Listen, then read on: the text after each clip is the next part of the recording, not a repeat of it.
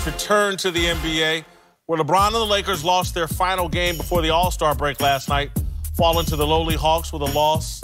LA dropped below 500, and LeBron said it's a possibility his teammates lost focus with the break looming. There's been a lot of speculation in recent weeks about Walton's job security, but according to the LA Times, Walton's job is safe, and he will finish the season. I think, and again, I think Luke Walton's in a very tough spot. I think he's probably a good young coach. I think it's a mistake to hold on to him. LeBron James doesn't want him as the coach. LeBron James is the orbit the Lakers universe circles around. Get rid of the coach if that's what he wants. It's that simple. This is just likability being expressed or lack thereof. And it's sad because if you don't like Luke, whether it's LeBron or whoever is really starting this conversation, there's nothing he can do to satisfy you. And David Blatt found that out.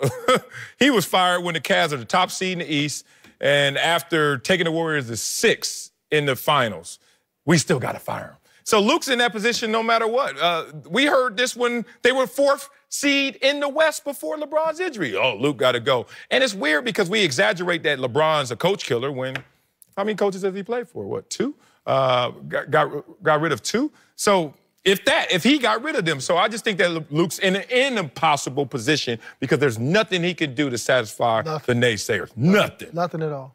Luke, and I want to be careful with my words here because I have a lot of respect for Luke Walton as a basketball coach. I think he's a very good basketball coach. But just like players aren't the right fit for the team and the style sometimes, some coaches are not the right fit for the demographic of the team. And it's looking like he's not the right fit for this group of kids.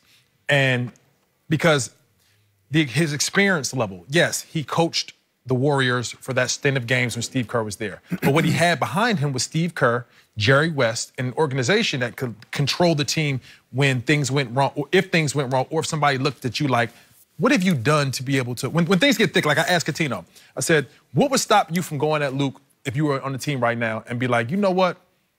The Beasley situation, like, who are you talking to? What have you done? How are you able to tell me this?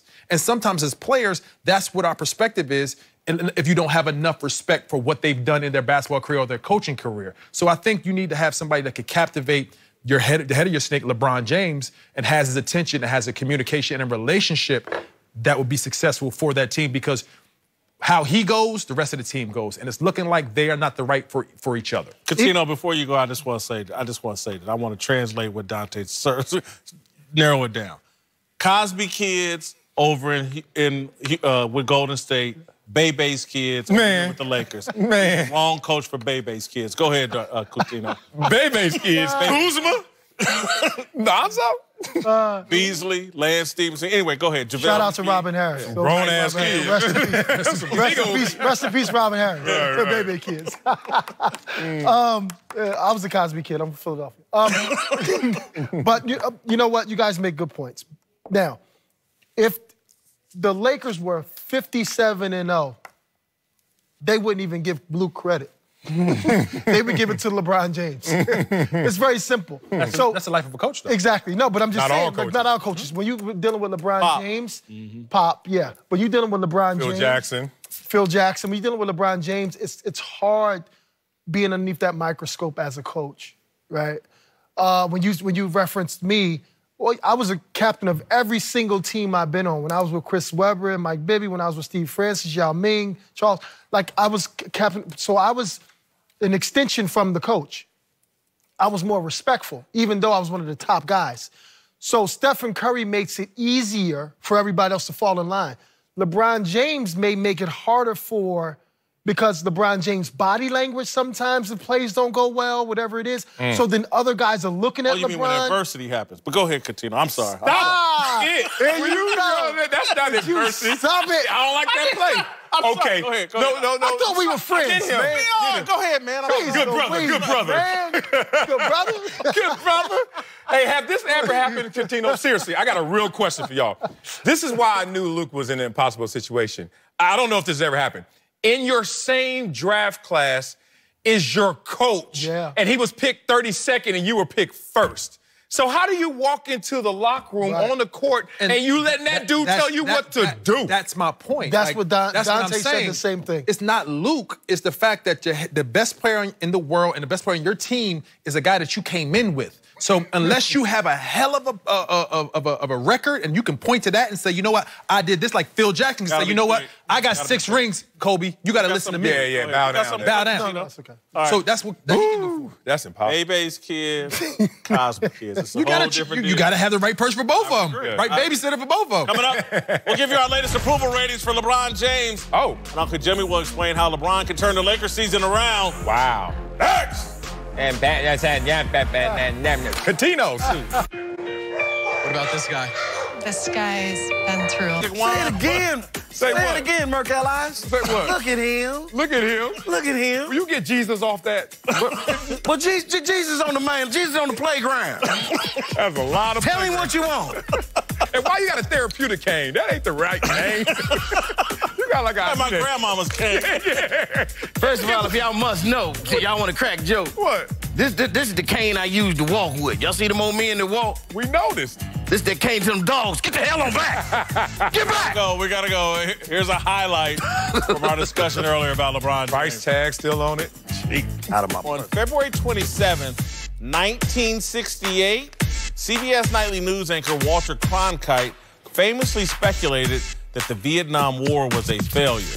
This morning, the Walter Cronkite of Los Angeles Sports declared that year one of Hollywood LeBron James is headed for failure. Let's not criticize and condemn this team if they don't make some abstract thing called the second round, as Plasky said. As long as they're learning and exposing themselves to greater goods in a championship drive, I respect what the Lakers are doing. All right, Uncle Jimmy. Yeah. What's your take? Well, nephew, you mentioned Walter Cronkite in 1968. 1968 was a good year for Uncle Jimmy. That was where I met my first ex-wife, beyond Mattie Sue. I met her at a national bid whiz tournament in Hattiesburg, Mississippi. Bid whiz. Hit it off, partnered up. Hell, man, we finished second place in the tournament. little couple out of Vicksburg. They beat us. Bid a 6 no trump. Ran a Boston on us. Oh, this mainstream, bro. What's run a Boston on us? Explain that to our viewers, please. Hey, it's no problem, Marcellus. It's when you, first of all, let me say, Bid Whist is a game where you take all the books, 13 of them, all the trumps, all the tricks. You got to win every hand. Bid Whist is a card game.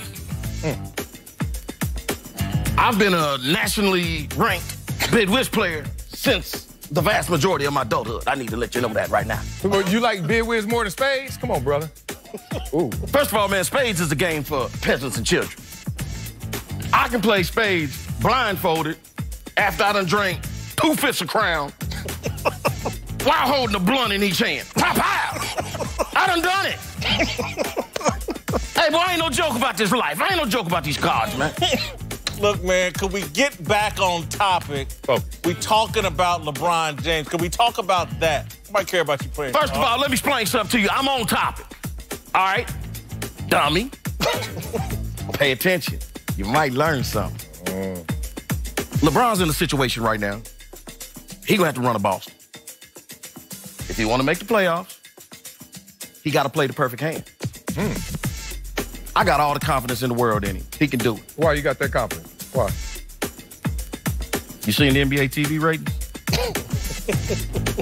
That new football league got better ratings than the NBA right now. So you think the NBA gonna let LeBron miss the playoffs? Ooh, one of those. Y'all sitting up and talking about whether Luke Walton gonna get fired. Boy, if Adam Silver let LeBron James miss the playoffs, the NBA need to fire David Stern and bring back, what's his name? What? No, they need to fire Adam.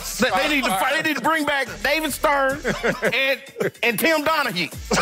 That's what they better do. 2 fifths of Crown kicking in. Listen to me, man. Watch this Boston that LeBron about to run.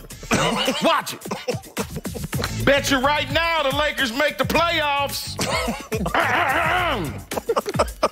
Bet you We're gonna go to our approval rating. Hey, go get your pasties back. See? Please, man. please get your pasties. Nippled out. All right. Overall, my rating of LeBron didn't move anywhere really. I went up even the last time we did this. They got blown out by the Pacers by 42 points, and I had his job performance all the way down to a 15. I moved it up 2 points to a 17.